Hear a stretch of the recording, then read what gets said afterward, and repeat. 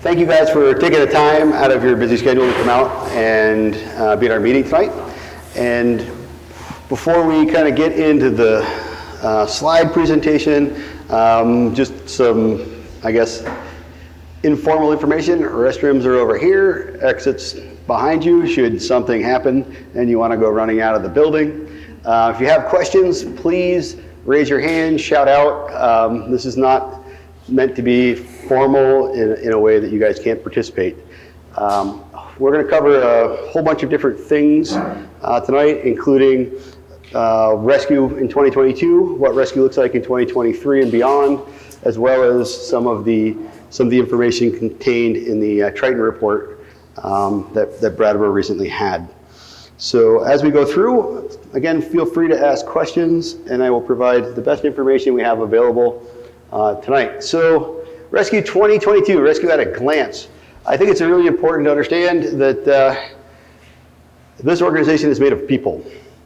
And the people that we have here are what really make the difference. Down the left side of the screen, we have a lot of assets. We have buildings, we have a new training academy we'll talk about.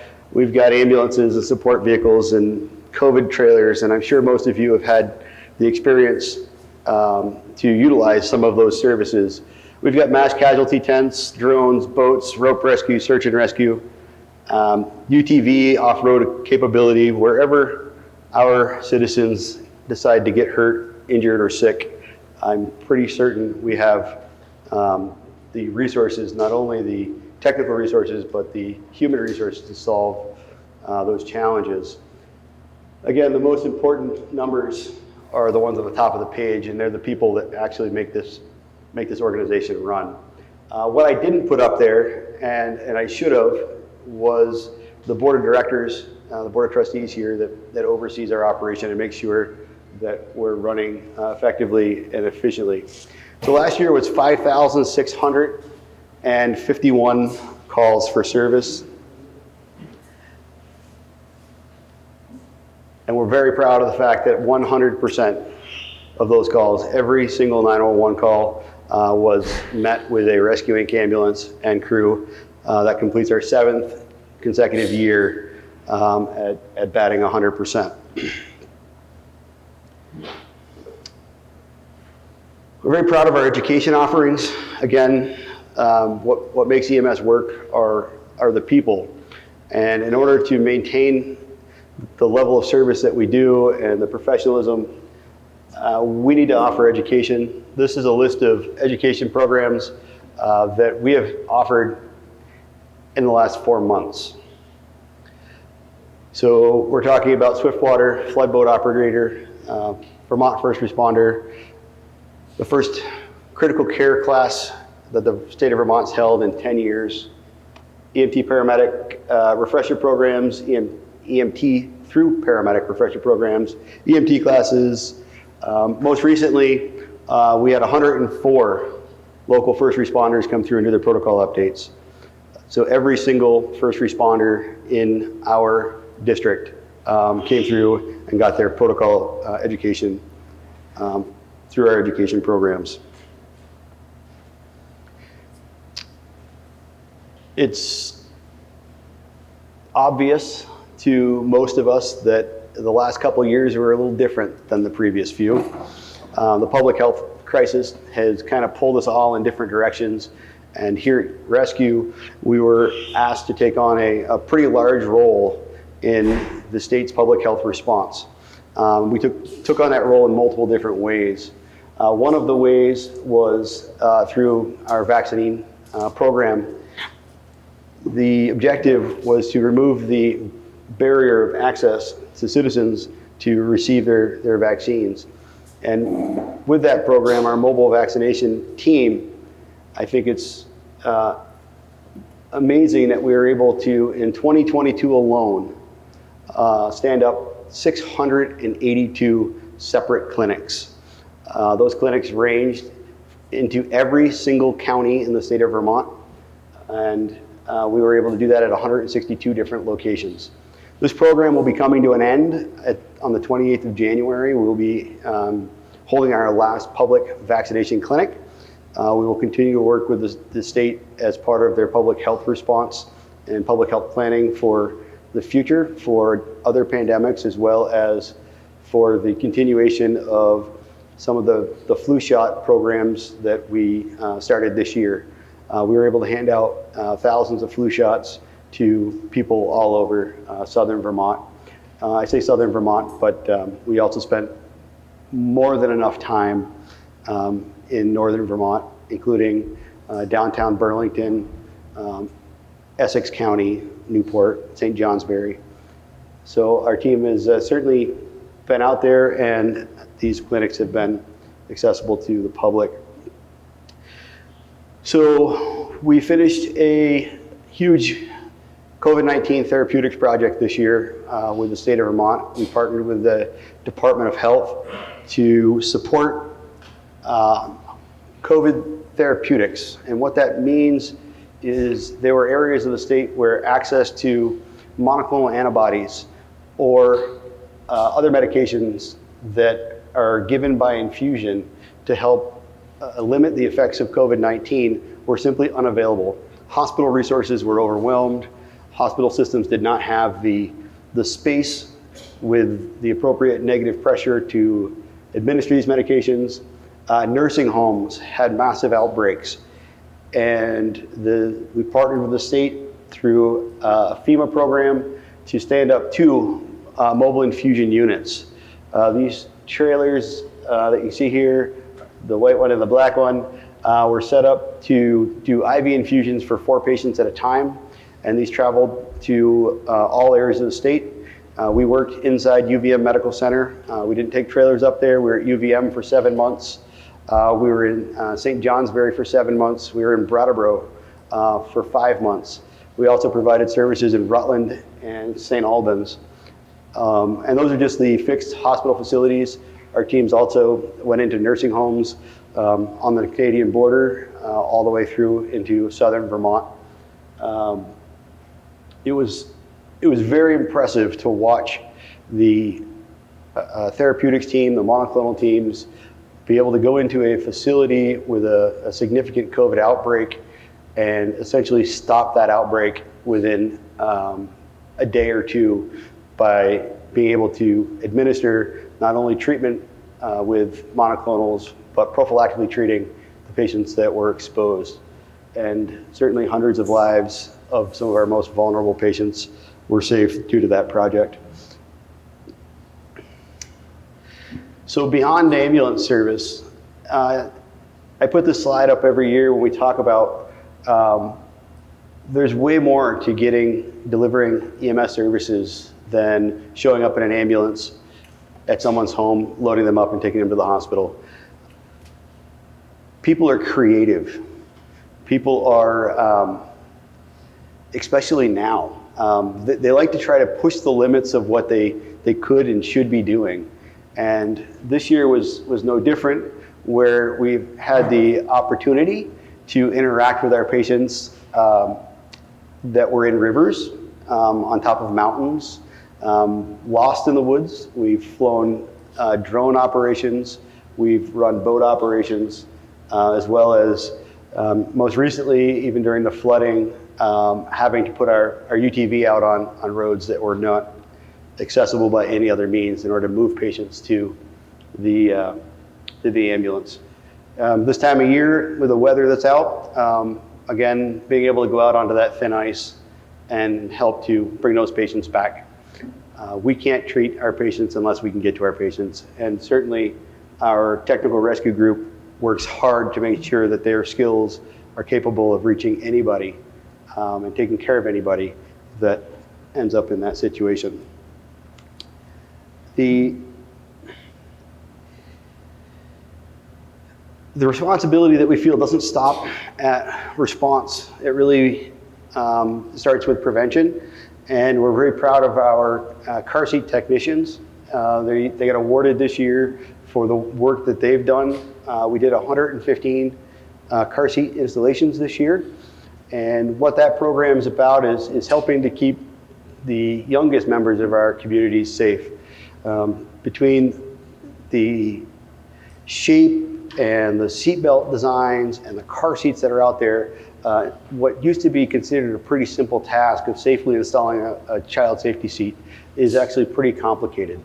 In fact, the training program, in order to be able to effectively install these seats, takes 5 days of training on just how to install a car seat correctly.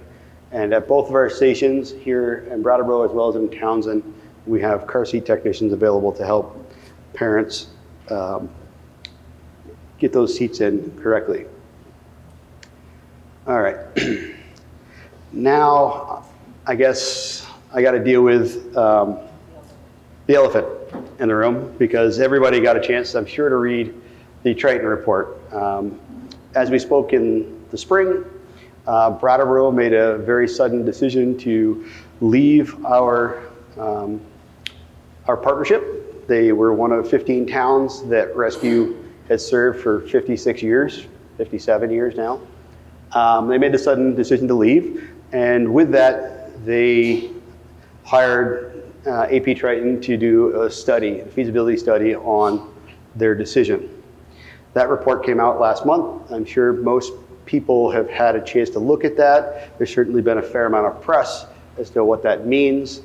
And I think it's important for our member towns to understand some of the components that are in this report, as well as what it means for us going forward. The first thing I'm going to put out there is the comparison is apples and oranges.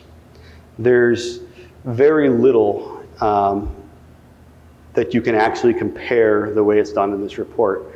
I'm going to hit on a couple highlighted areas of things that just are really important to me to make sure that you all know. But I think there's certainly plenty of minutia that we could spend time where these comparisons are really not the same.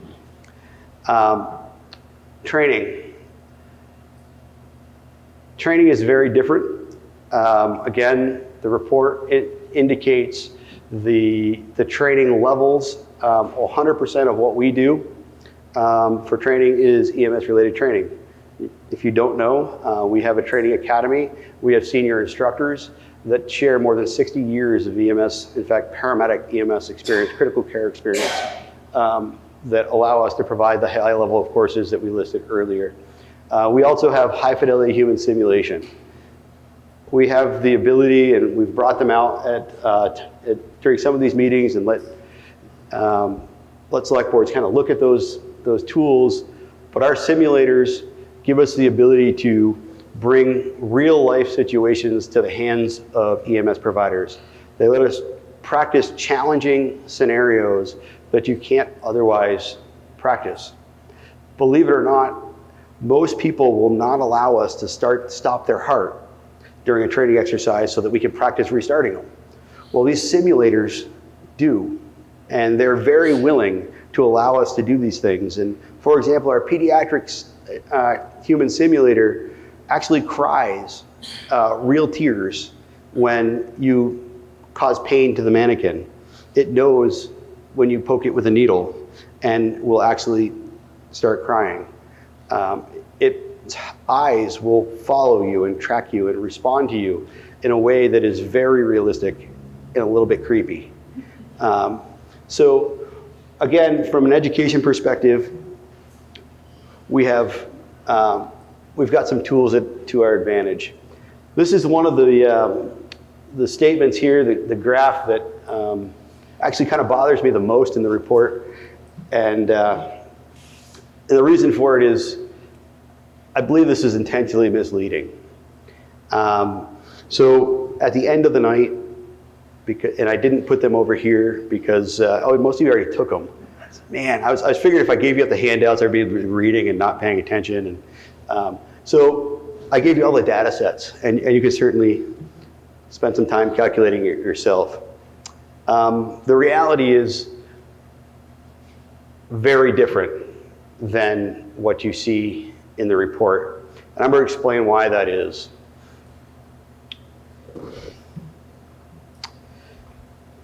So like many things, Rescue has been on the cutting edge of EMS technology, and best practice for 50 years. That certainly predates me, and I can give the credit to that to the people that set up rescue and have been running and managing rescue for 50 years. Our priority dispatch system is one of those things. Our priority dispatch system has been in place for decades. And anybody that has a scanner, anybody that's listened to our calls, in the past, what you would have heard is that the dispatcher would come on the radio and they would identify that call. It's a priority 1 call or a priority 2 call. And those priority dispatching algorithms are here in front of you. And these are not based randomly. We didn't put them all up on a wall and throw darts to figure out which one is which. These are very carefully thought out algorithms that were worked on through our medical direction and utilizing the best available data and science. We've been doing this for years. And what that means for people that don't work in EMS is we don't respond with our lights and sirens all the time. In fact, when a year ago, we responded about 40% of the time, lights and sirens. 60% of the time, when we left our building, because of the information received by the 911 dispatcher, we did not respond lights and sirens. And the reason we didn't do that is because best practice says it's dangerous. And we'll talk a little bit more about that. This report's available. This is one of many. There's copies over here, and if you'd like the link to it, we'd be glad to share. Again, we use data. We are a healthcare-based organization. We are all healthcare providers, and we believe in data-driven decision-making. This report lets us dig into that a little bit more. Key components to the slide, if you want to read through it, I'm not going to do that for you, are that lights and siren use to reduce minutes in response time has very little effect on patient outcomes. And the highlight to this is actually exactly the opposite of what is in the Triton report. Best practice is no longer to set an 8-minute target for the 90th percentile. This comes straight from NHTSA. This comes from every single study that has been done in the last decade. And again, there's 100 pages of documentation should anybody want to go through that.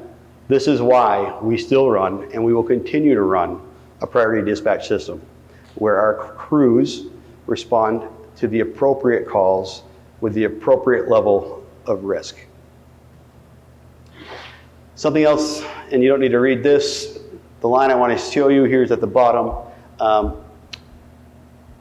Built into the Brattleboro dispatch system model is a pre-notification, and has been a pre-notification for the fire department for many years. So they receive electronic notification prior to the ambulance, something that we have worked with them for years to try to fix. But as you can see here from our chief dispatcher, those delays are real, those delays exist.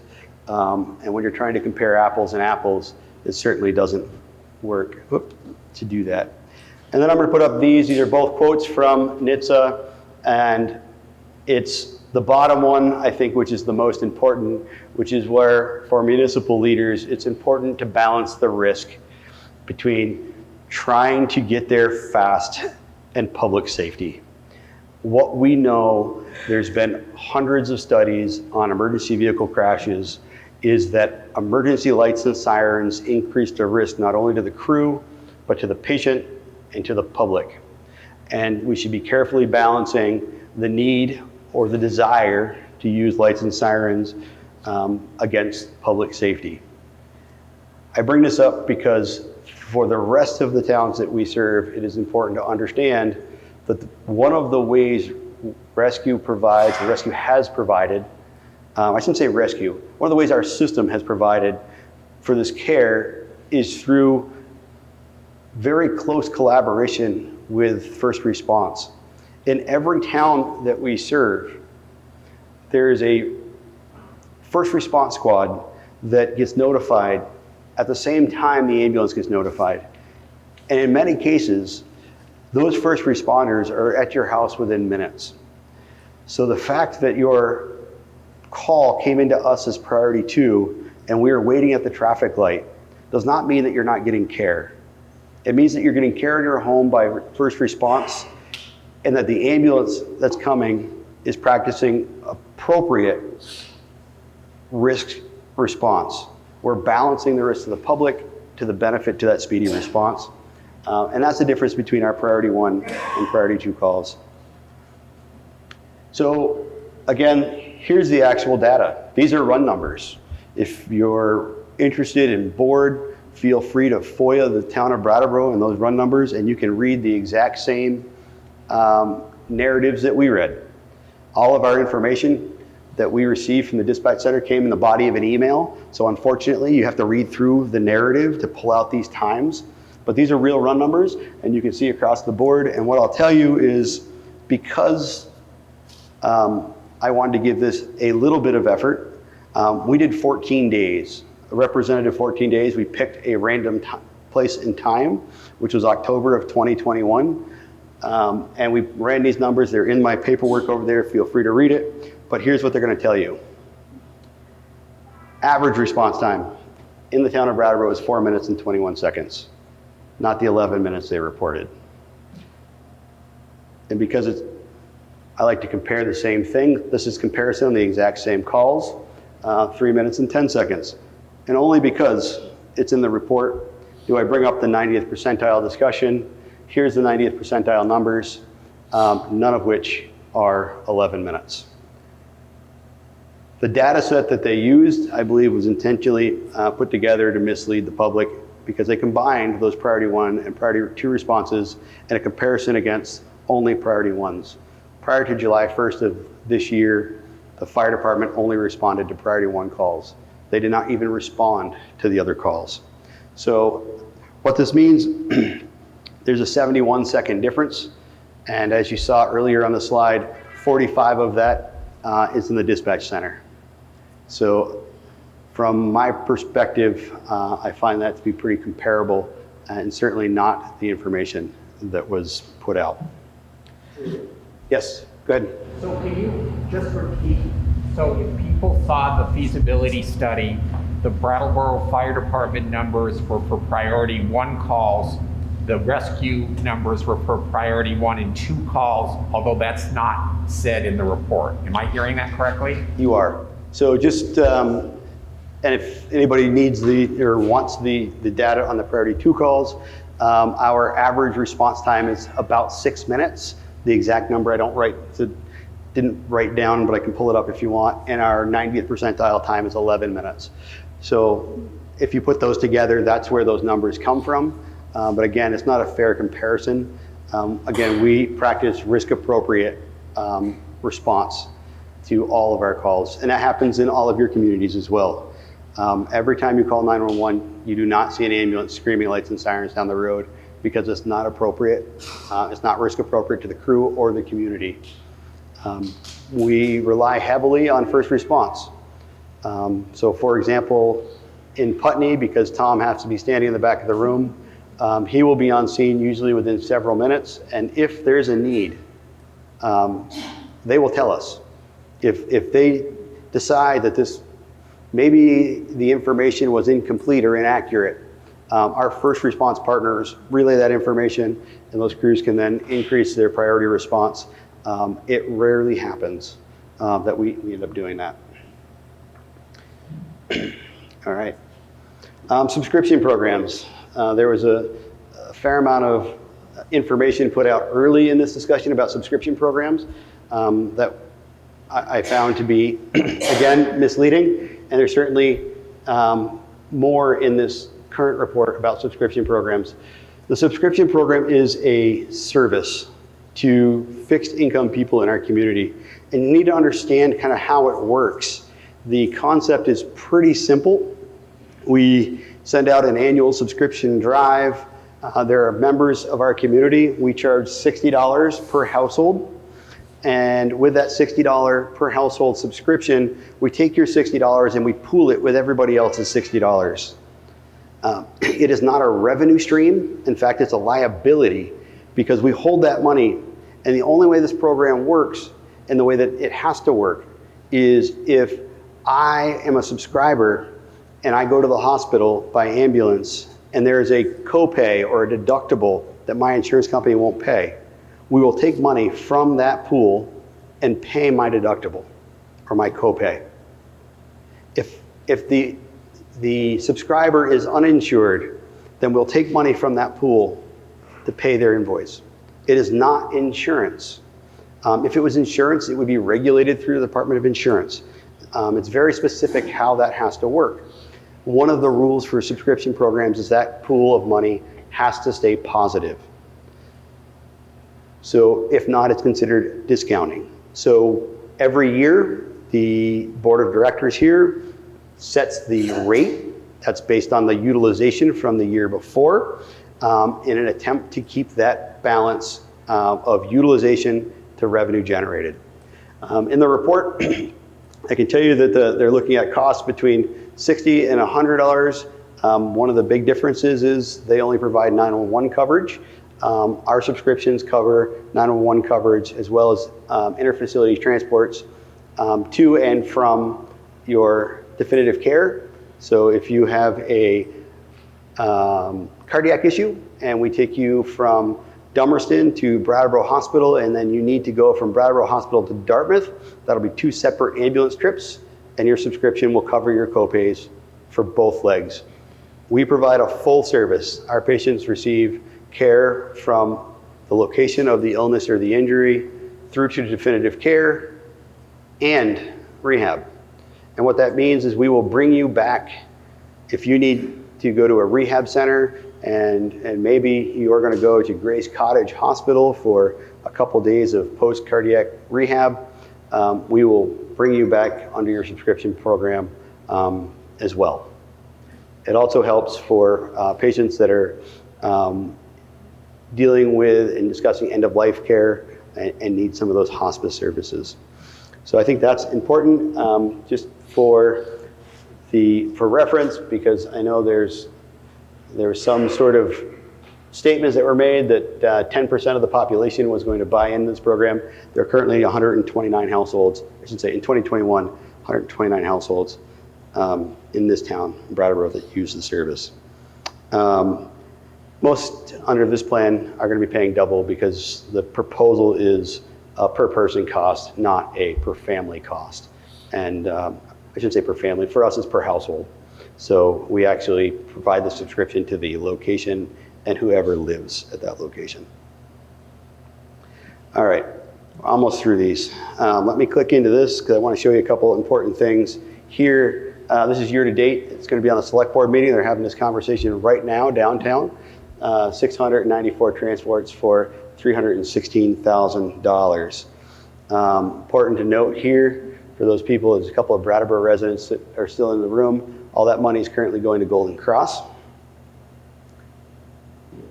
And here's the financial projections out of that report that I want to clarify, because everybody wants to know at the end of the day, what does it cost to run an ambulance service? So let's do some math here. They're 6 months into their experience. They've got $316,900. So here they go. They've got $456 a call, and what they're reporting is $534. So let me give you some reasons, and these reasons are pretty clear. Medicaid in Vermont pays $301 for an ambulance call. Medicaid for an ALS call is $358, Medicare $423, Medicare ALS $503. There's a small amount of money that you can receive for mileage, and those are listed over in the corner. So people that are saying, hey, you're getting these huge amounts, 1,000, 1,400, 1,800 per ambulance call. These numbers, by the way, are non-negotiable. The federal government sets their rates and their fee schedules, and this is what everybody gets paid. There is no difference. Any ambulance service in New England will receive it. There is a little bit of difference across the country geographically, but it doesn't matter if you go to Rutland or Stowe, these are the numbers that are coming in from the state of Vermont. So if you want to come up with an average of what your revenue is going to be, the two biggest payers that we all interact with in Vermont are Medicaid, which is our program for low-income folks, and Medicare, which is our program for older folks. And there's a line in here about veterans. Veterans pay the same as Medicare. Just has to be sent to a different place. All right, moving right along. This slide, I love this slide. But it's really misleading. And it's misleading for a couple of different reasons, but let's just hit the big one. There's a lot of costs associated with running an ambulance service.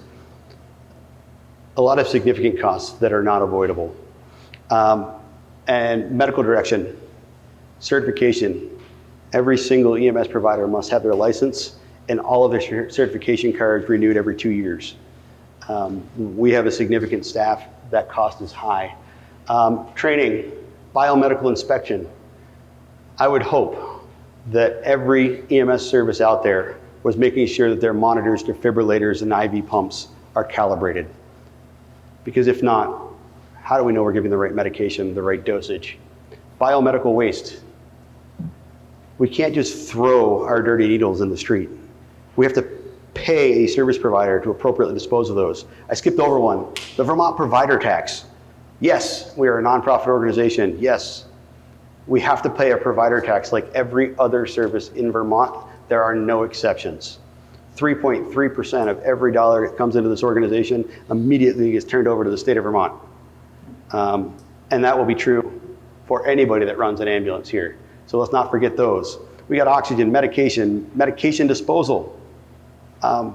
We don't want fentanyl in our water. We can't throw medications in the trash. It is not 1970. We used to. Proper disposal of medications is important to all of us and is expensive. So I helped them out a little bit here. I added some stuff into their chart so that they would have a more accurate and complete understanding.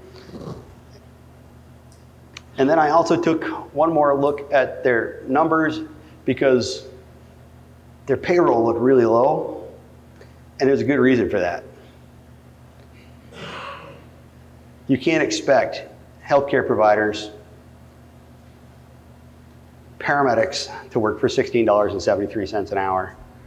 So if that's the expectation in order to keep your costs low enough so that you can consider it financially viable, there's some challenges. And again, this is the local competition. And there's certainly plenty of competition for paramedic providers. All right, so the second half of this equation that I think is important is, again, the red is what I added to their chart. I did adjust the cost of an ambulance because their chart had the ambulances costing $80,000. Anybody tried to buy a pickup truck lately? You can't buy that for $80,000. You certainly can't buy an ambulance. So I bumped that number to $150,000 because that is a reasonable low-end entry-level ambulance. If you can find one, we're currently waiting on 2 that have been on order for over a year. But if you can find one, you might be able to buy it at $150,000. And then I added the things they forgot because it's cool to have an ambulance, but if you don't have a stretcher, it's going to be tough. Cardiac monitors, IV pumps, stair chairs, the essential components that make up the equipment. Not only are these considered essential by healthcare workers, they're required by law. You can't license an ambulance unless you have all of these things in place. We know that because we run ambulances. In fact, we just outfitted a new ambulance. We are now running 11 ambulances. So I know these numbers are accurate because we just bought this equipment to put another ambulance on the road. A stretcher and mount is $59,600 and change. I round it up, okay? It's very expensive equipment and it has a very short life. Life expectancy on EMS equipment is 8 years. In this year, depreciation schedules according to Triton are based on 10 years. That's reasonable. But realistically, we turn over all of our equipment every 8 years.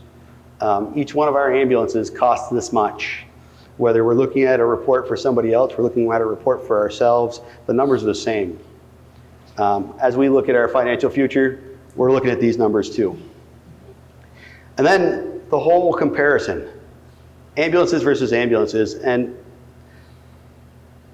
there's options that are presented in the report. One of their options is an ambulance 24 hours a day and an ambulance 12 hours a day.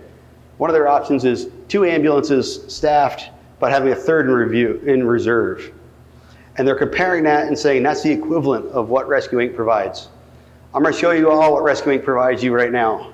It's 11 ambulances and the services that you need to support those ambulances.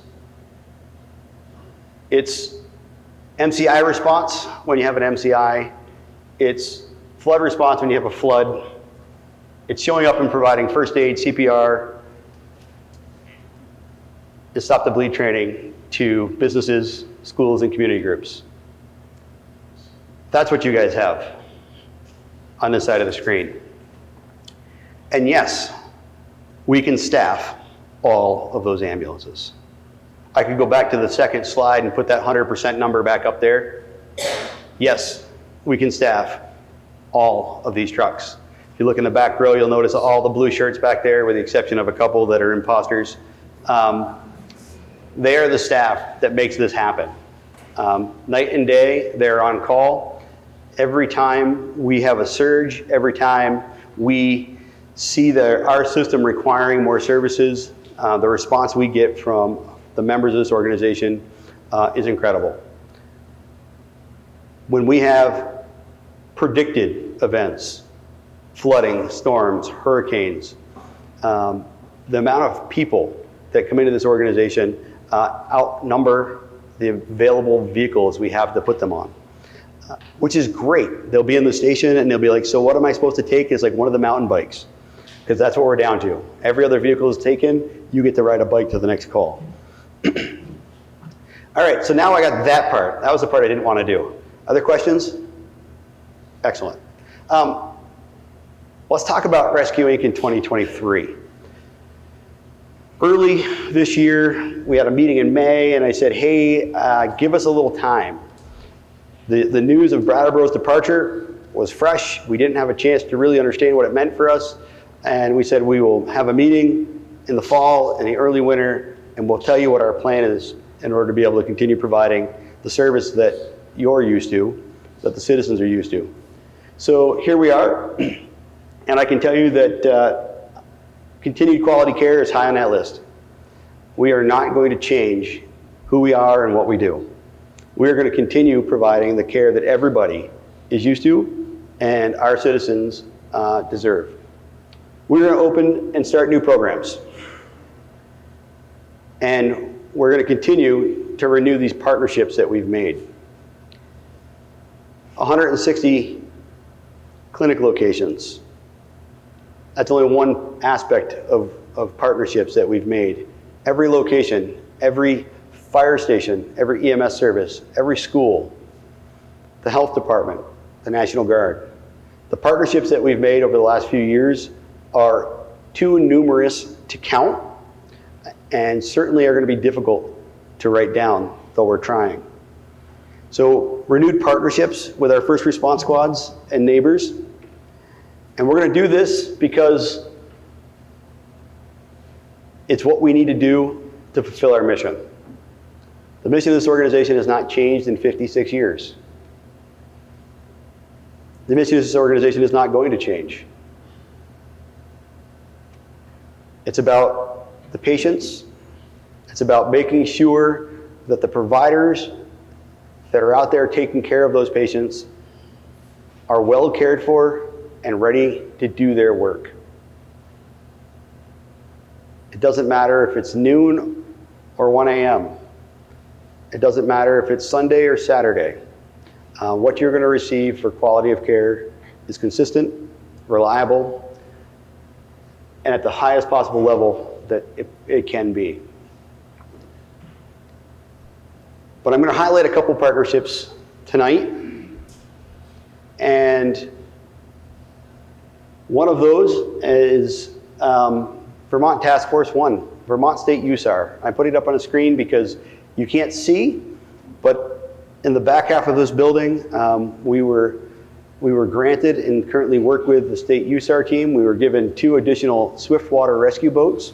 So we've now been able to significantly, with their assistance, increase the availability of resources in southern Vermont. We'll talk a little bit more about that in a minute. And then the Brattleboro retreat, the Brattleboro Hospital, and we'll talk about some VEMSA stuff. All right, let's move to this one. VEMSA, for anybody that does not know, our first big change or big addition after the spring of 2022 was to open an EMS academy. We know that the greatest challenge facing healthcare right now is workforce. We know that if we want to be relevant in the future and we want to continue providing the care that people are used to, we have to address workforce development. We can't expect somebody else to do it for us, nor do we want somebody else to do it for us. We know that we can provide the best quality care and we can prepare our providers to be field ready. We've seen what happens in other programs and we know what we can do in our program.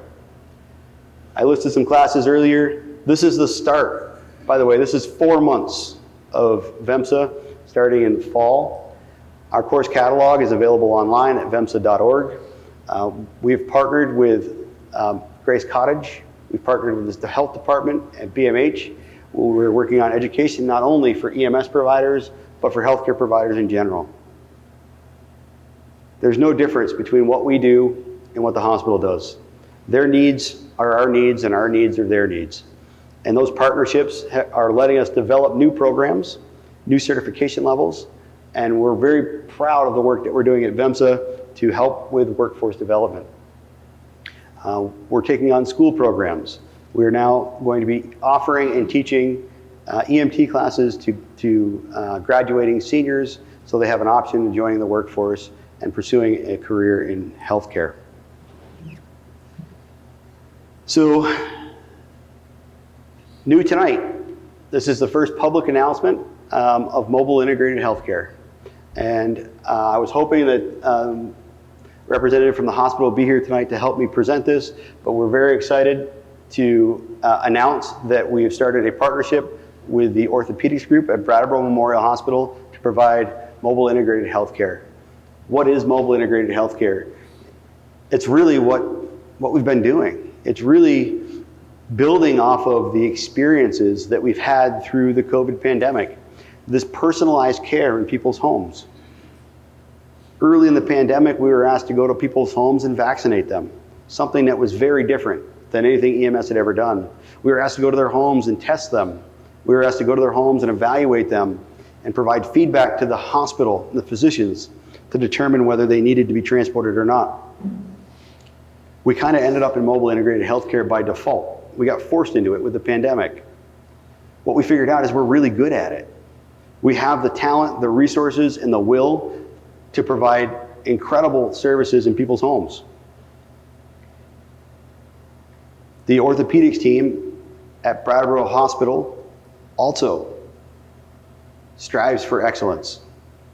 Their ratings are off the charts. Their service delivery model is always being improved, and we are really excited to be part of that team that will be helping to evaluate patients' homes, to evaluate them post-surgical operations, and make sure that their patient experience is as good as it possibly can be.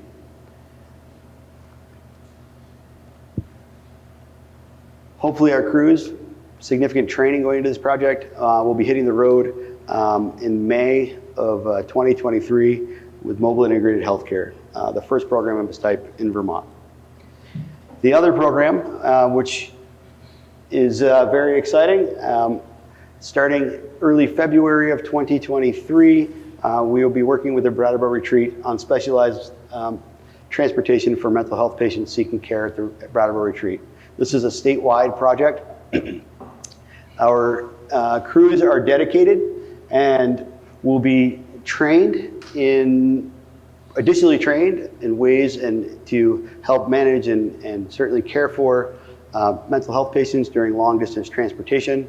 Our equipment is going to be set up in a very specific configuration in order to help facilitate those transports.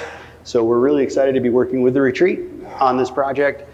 We believe it will help to relieve some of the stress and the anxiety that's coming from patients being stuck in hospitals for sometimes 12, 14, 16, 18, or 24 hours waiting for transportation for mental health evaluation and treatment.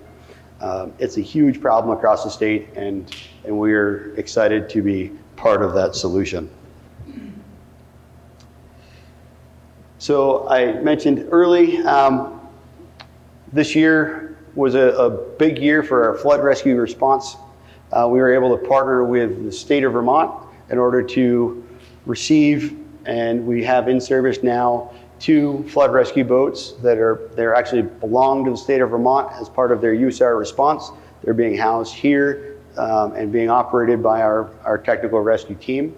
We also are very excited about a partnership with Putney Fire. And now we have a boat that is stationed at Putney Fire, and the Putney firefighters are trained in the boat operation and are now enhancing our overall regional capabilities through this collaboration. I think it's really important to know that there's none of what we're doing would be possible if it wasn't for the collaboration between agencies and between services. And I'm very grateful for the work that is being done. We now have boats, Swiftwater, trained people, and equipment in 3 locations. So Townsend, Brattleboro, and Putney. Again, enhancing and supporting that regional concept that we work so hard at. So here's the spreadsheet. And I know everybody wants to know what's it going to cost. And I always try to, there's one year I put that number up front and then everybody wanted to leave because I told them. So I usually try to leave this towards the end of the conversation. So that's the good news, is you know that we're getting to the end of the slideshow. So here's your rates. These are your rates going back 10 years. And these are the actual numbers that every single town has paid. And the numbers on this side of the screen are what we expect you to pay. And what does this mean? Well, let me put it out here that the census came through and all of our rates are per capita. So there were some towns that saw an increase, some towns saw a decrease based on the number of people that came out in the census. That happens every 10 years, so wait a few more years, you'll see that happen again. But other than that, our numbers are straight per capita, and our year-over-year costs have been going up at 1% or less a year for more than a decade. We are a very stable organization. We continue to be a very stable organization, and we will not be suddenly changing the rates, the assessments that we charge our towns because of what's happened in the political environment. So we have a 3-year agreement with all of you. We are going to be entering the 2nd year of that agreement. Currently, the year that we're in, there was a 0% increase. We level funded our per capita because we wanted to ease the burden of some of that fluctuation. There were some towns that saw increases in their population due to the census, so we opted for a 0% increase to the assessment rate. In next year, we will be increasing that assessment rate by 1%, as agreed in the 3-year arrangements that we all have. And the following year, we will be increasing that by another 1%. So there is the budget warning. So we intend to increase by 1% next year, 1% the year after. Let's put this up here so that you guys can understand what this means. It's kind of crazy, and I actually had no idea until I started doing this math that in Division 1, we have increased by $2.53 per capita over 10 years. And in our Division 2, which is our Townsend area, we've increased by $3.11. And by the way, this is the 10 years spanning out to the end of our agreement in 2025. And just for the record, that means that a citizen in Townsend or Newfane or Putney is now paying at the end of 2025, they'll be paying less than 1 penny a day more than they were 10 years ago.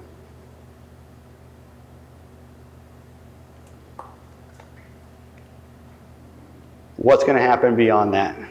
Like, right, there's got to be something. Like, there's got to be a hey, but, right? Well, I can tell you we can't really tell you. And with the change in our business model, with the opportunities that we have with our partners, Rescue is very stable, very financially stable at this point. Our staffing is excellent. We are fully staffed. Again, we're hitting 100% of our call volume. We're hiring to fill the roles in our new programs. And there's been a few things that have happened. So our collection rates actually improved since July of 2022. Our bad debt numbers have dropped by almost 5%, which is exciting. And again, we're not planning to change the rates in the middle of our agreement. But the bottom is kind of important. Actually, it's really important. 2, 3, 4 years ago, I stood in probably the same spot, and I told everybody about a new federal law that required cost data reporting on the federal level. Cost data reporting is required. It's another expense that was left off the expense list. It's required for every ambulance service in the country. It's a very comprehensive report that must be filed with the federal government so that they can ascertain the actual cost of delivering EMS service. And that those costs are going to be used to calculate a new ambulance reimbursement fee schedule, a new model to pay ambulance services. That was supposed to have all happened by now, and we were supposed to have that new schedule in effect in February or March of 2023. That is not going to happen. All of that work was put on hold due to the pandemic and pushed back 2 years. So we are going to know in 2025, at least that's what they're telling us now, what the new fee schedule will look like and the new reimbursement structure will be for ambulance services. There is really there's no crystal ball that's going to let us know what the federal government is going to do with the fee structure. We know, based on, again, you can see it in the slide presentation of the finances projected, we know that Medicare and Medicaid pay less than what it costs to deliver the services, which is why we come to each and every town with an assessment every single year. They know they pay less than what it costs. The last time the fee schedule was set, the objective, as written by the Government Accountability Office, was to pay 80% of what it costs to deliver service. The federal government expects you to pay 20% of those costs. I would be shocked if when they do this report and they come up with their new recommendation that they recommend paying 100% of the costs. We are currently working with the Vermont legislature and our local legislative delegation to address the Medicaid challenges that we currently have in Vermont. Medicaid pays 71% of the Medicare rates. As you saw on the slide where I showed you that Medicaid is paying $300 per call. You also saw on the slide before that it costs $250,000 simply to stock the ambulance. And you saw on the slide before that the cost of labor. There is no way we can deliver service at $300 a call. So we're working with the legislature. In fact, over here on the table, if you've not gotten one, there's a legislative report which came out from the Vermont EMS Advisory Council that is being submitted to the legislature that explains the current state of EMS in Vermont. It is a very challenging situation. Services across the state are closing. Services across the state are having to increase their assessment rates to their towns.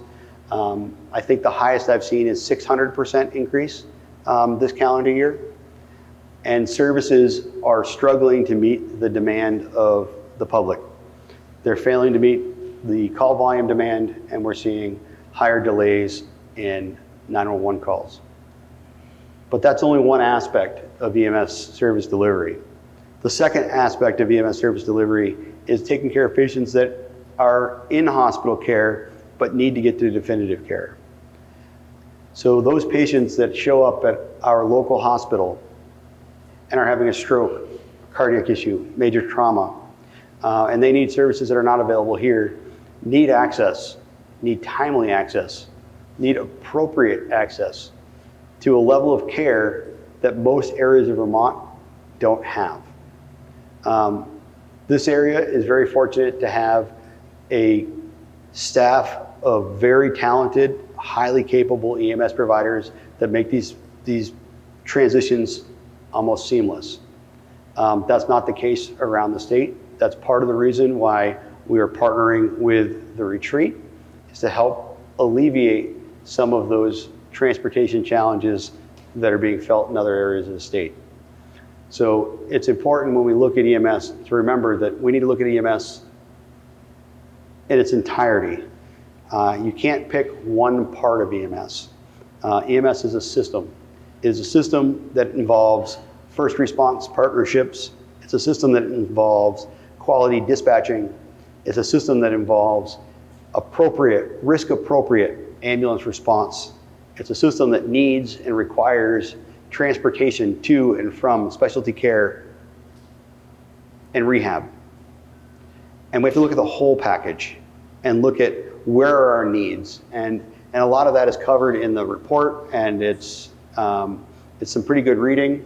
So feel free to take that, read it, talk to your legislators if you think it is worth doing. And I guess the last slide I'm going to put up here is this one. And because I've watched this movie 15 times since it came out, I think it's important to put out from Top Gun, it's not the plane, it's the pilot. And I think that holds true here as well. It's our job to create the environment. It's our job to make sure that these people and our providers have the tools they need to deliver services to the citizens. But at the end of the day, it really is the pilot, not the plane. Our providers work day and night to make sure their skills, their equipment, and their readiness is there to serve everybody here. I certainly can't thank them enough, or the board, for the services and the time that they put into making sure this organization delivers what we've promised to the community. And at that, I'll stop speaking and take questions. Yes. Hang on, wait a minute. We got a microphone for you. We got the mic guy. Check. There we go. I'm Nick Morgan from Marlboro, Town Administrator, and just in front of you and everyone here, I want to commend these people. My interactions with them over the past 2 years have been COVID testing, vaccinations, and they've been great. And I just want to give them a prop in front of them to you. Marlboro is, I don't know if it's unique, but I'd say 90% of our roads are dirt and get hit hard during mud season. We even had some problems last year. Are you informing the Marlboro Volunteer Fire Department, which is the first responder in essence, that you mentioned you've got a special vehicle, that had that vehicle been requested, if it was available, would have alleviated the situation we had? Is there a plan, a program that as volunteer fire departments change and new people become chiefs and new people become the presidents and stuff, of bringing them in and advising them of all the tools that they can request when they make a 911 call to you? So that's a great question. So we don't have a specific outreach program to new, volunteer fire officers. We do work with the dispatch center to make sure that they know what is available. So every time we have equipment, whether that equipment's in service or out of service, we make sure that the dispatch center is aware. So for example, our drones Not only do our drones, we have thermal imaging drones that we use for search and rescue. Not only are they available to this community, but they're available to everybody that is in our mutual aid system. So the dispatchers are aware, and if a fire officer or first responder requests any resource, they know where the closest one is and how that is available. But from an outreach perspective, I will certainly take a role in making sure this year we do a little bit more outreach about some of the services that maybe new people don't know that we have. We have a new fire chief, and so I will advise him that he should probably reach out to you and have some communication. Love to do that. Thank you. Other questions? In the back. So I'm curious, is if Brattleboro and or Rockingham comes to you and says, we'd like you to serve us, what's your answer?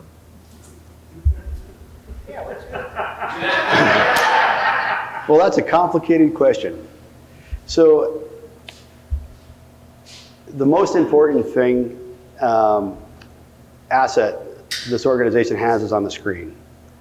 And what the answer is we will make sure that we take care of these people and make sure that they are receiving what they need first. One of the challenges that we've had previously was very difficult interactions in the town of Brattleboro. I'm not speaking to Rockingham. We'll get to them in a minute. In the town of Brattleboro, we had some very concerning interactions that led to kind of this path that we're on.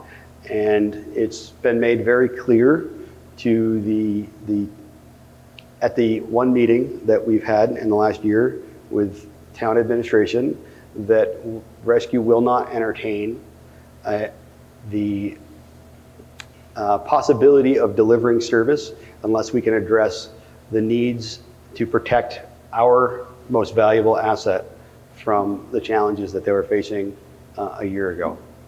As for Rockingham, there was clearly some articles about discussions that we're having with the town of Rockingham. I am continuing to talk with Rockingham about the needs that they have for service.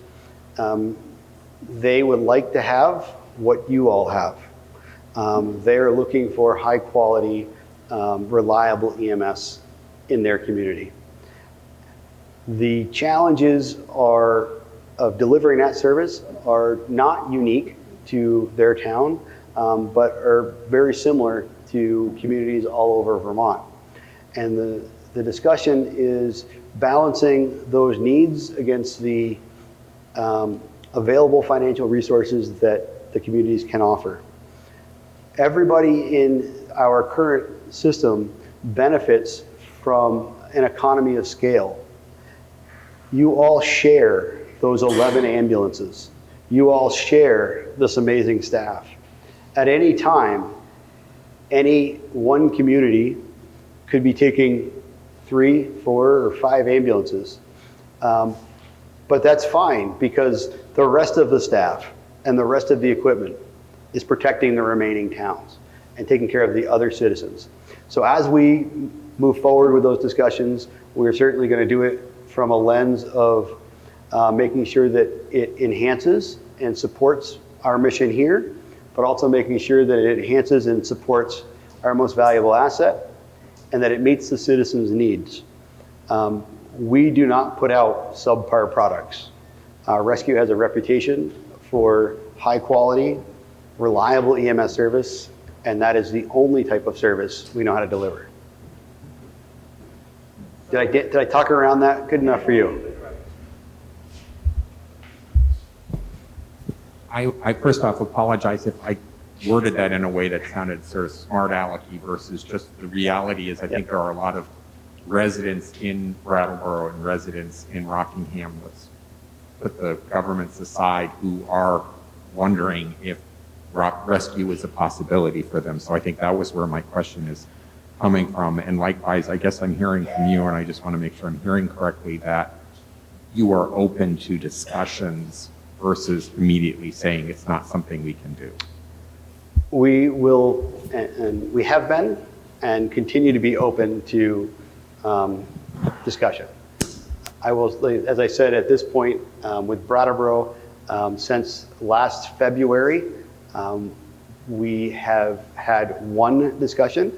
The town requested a discussion with our board of directors on providing them mutual aid.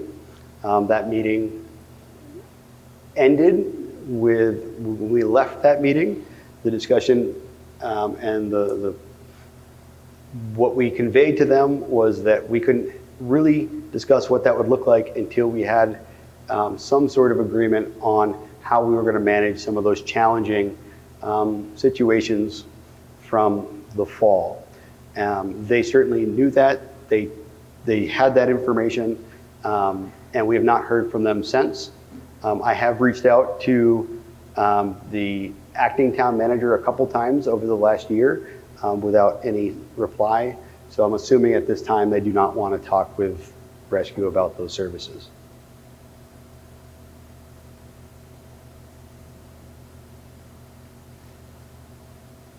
Other questions? Should we call you Maverick? I'm sorry? Should we call you Maverick? No, but it's a great quote, right? And it's so true in EMS. You can have the best ambulance, the best equipment, but at the end of the day, it really is the provider in the back of that truck that makes the decisions. It really is the provider that determines the outcome. Sometimes that outcome is heroic. Sometimes that outcome is simply being the best part of somebody's really, really bad day. And this group of people know when it's time to be heroic and when it's time to just be a really nice person. It's not something that you can come out of school with. It's not something that just happens. It's a culture, it's an environment, and it's what Rescue Inc. has always been. So yeah, it's a great quote. I love it. Other questions? Well, thank you all for coming. There's some paperwork, should you want it. Should you not want it, take it, throw it away, read it, whatever makes you happy. There's refreshments in the back of the room. If you want to ask a question, but you didn't want to do it with a microphone and on camera, I'm going to turn my microphone off. Please feel free to come up and ask. And unless there's something else, I will say, do you want to say anything, ma'am? All right. Thank you all for coming. Thank you very much.